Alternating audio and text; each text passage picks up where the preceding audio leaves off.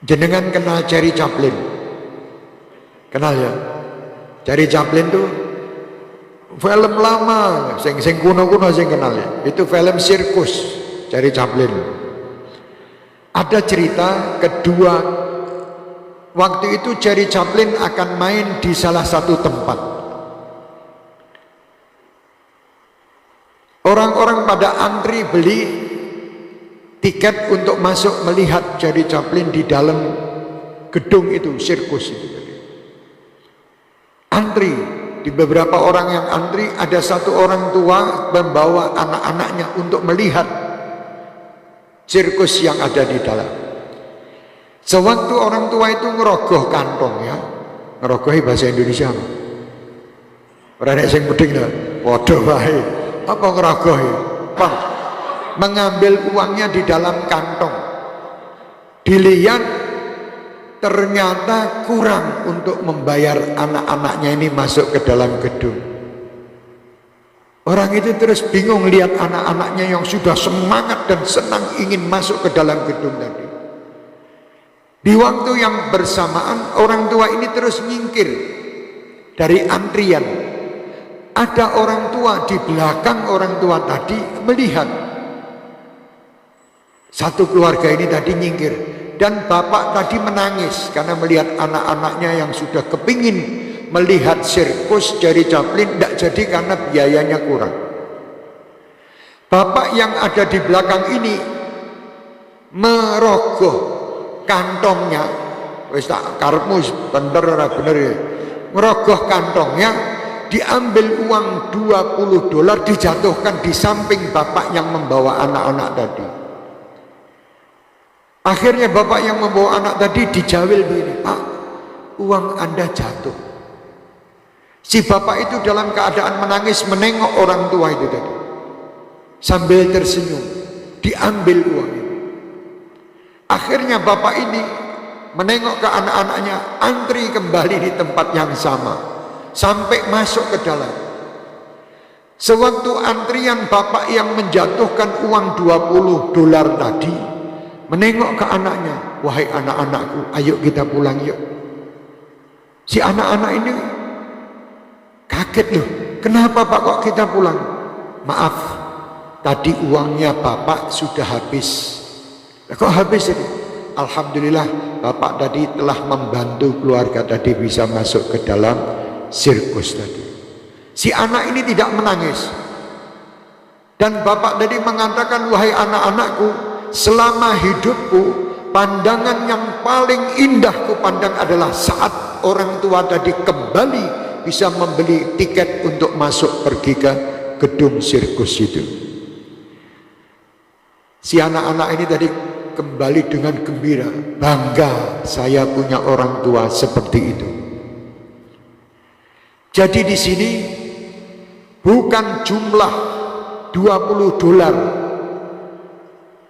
yang sedikit itu yang membuat orang ini di sana, yang membuat gembira orang tua itu tadi adalah bisa meringankan beban orang tersebut yang sudah asik kepingin pergi ke tempat sirkus, tidak bisa masuk, diringankan dengan $20. Itu pun juga tidak menghina dalam pemberiannya, dilemparkan di bawah, dijawil di depan orang banyak, Pak, uang Anda jatuh. Jadi orang ini tidak terhina, tahunya bahwa seakan-akan uangnya bapak itu tahu itu bukan uang dia, dia lihat uangnya kurang loh. Bapak itu tahu bahwa si orang ini tadi menutup rasa malunya bapak tersebut, dia dengan melepaskan atau menjatuhkan duit di sampingnya. Jadi di situ bukan pemberian, nilai pemberian, tetapi kecintaan dalam pemberian itu yang bermakna. Kalau nilainya sedikit, tapi rasa cinta ini yang luar biasa. Mari, ini walaupun cerita bukan dari orang Islam, tapi ini wajib ditiru. Karena ini satu perbuatan yang baik. Kita semua ini antri untuk menuju surga atau neraka, kita tidak tahu. Tolonglah orang-orang yang mungkin akan terjerumus menuju neraka dalam antrian-antrian mereka. Jatuhkan waktu kita, jatuhkan kemampuan kita untuk mengangkat dan menolong orang ini supaya selamat daripada api neraka. Di situ ada nilai, anak-anak tadi menilai dan mengatakan, wahai ayahku, ternyata nasihat melalui praktek itu lebih mengena daripada nasihat melalui lisan. Jadi orang tua itu tadi praktek di depan anak-anaknya, ini loh nak, kalau kamu ingin membahagiakan, kamu ingin bahagia dunia, bahagiakan orang. Kamu ingin selamat dunia dan akhirat, selamatkan orang. Kamu ingin mendapatkan rahmat dari Allah, rahmati orang. Itu yang dicari dari cerita ini tadi. Ayo, mari kita pulang dari tempat ini, kita usaha. Jadi satu kebahagiaan yang aku lihat selama hidupku tidak seperti apa yang kulihat tadi. Bagaimana gembiranya seorang tua tadi mendapatkan $20 untuk menambah uang dia bisa masuk ke dalam sirkus. Yang kedua, bagaimana nasihat lisan dengan nasihat arkan, perbuatan dan lisan. Lebih utama perbuatan daripada lisan. Makanya banyak orang sekarang ini lisannya yang ngomong pinter, tapi prakteknya enggak. Akhirnya timbulnya juga enggak pas. Orang dibengoi seperti apa tidak akan berubah, karena yang bengok ini bodoh. Yang berteriak ini sama dengan yang diteriaki. Hei, ayo kita sholat subuh. Yang teriak tidak sholat subuh. Jadi ya sulit yang diajak. Jadi bapak kalau menginginkan anak-anaknya itu nurut, ya praktek.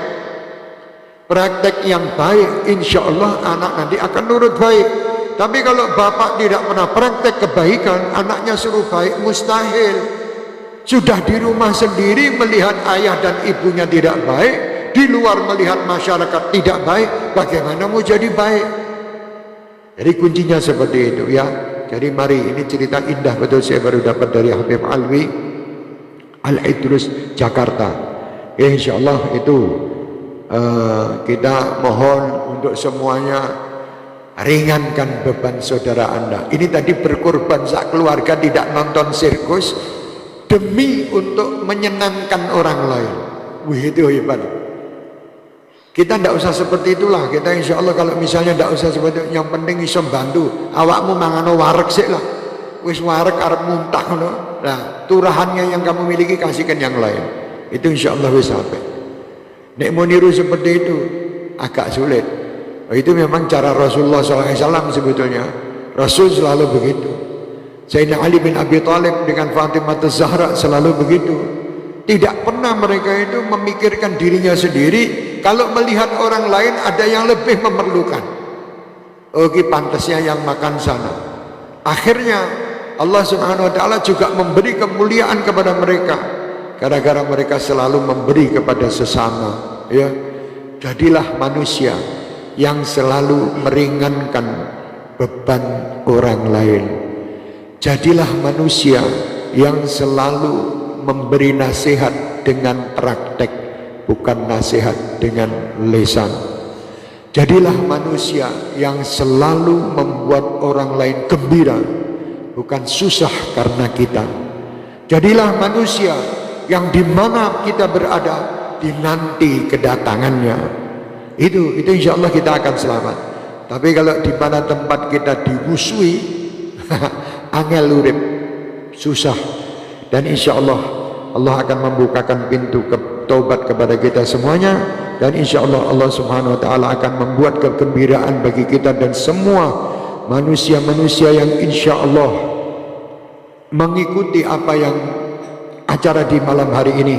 Dan mudah-mudahan Allah Subhanahu wa Ta'ala memberi kesehatan kepada kita dan memberi kemudahan kepada kita untuk menjadi orang yang bermanfaat, orang yang baik, orang yang selalu memperhatikan siapapun yang ada di sekitar kita, dan orang yang selalu mendapatkan ridha Allah dan Rasulnya Muhammad.